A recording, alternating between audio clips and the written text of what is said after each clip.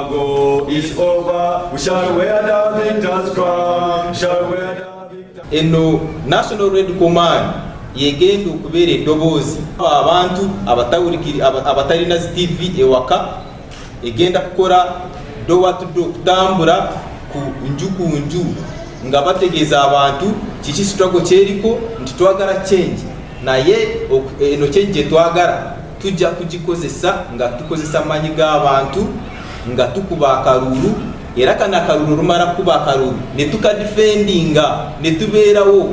System eno gye babalaze wano tugenda kumekinga sure nti tewali atambula yekka, tugenda kumekinga sure nti tewali atambula yekka, era buli muntu yenna gwe tuyina ku tiimu, tuyina tiimu nene nnyo, naye tugenda kumekinga sure nti buli muntu atambula, at least tutambula mu kibinja ky'abantu 7 nti at least police bwegezaako okukwata at least omu n'abatoloka alabike nti asindika sigino. Ate tugenda kukozesa nnyo social media okulabika nti diaspora ensi yonna etegeera nti obusajja buli kutulwanyisa ng'ate butulwanyisa ku nsonga etaliiwo.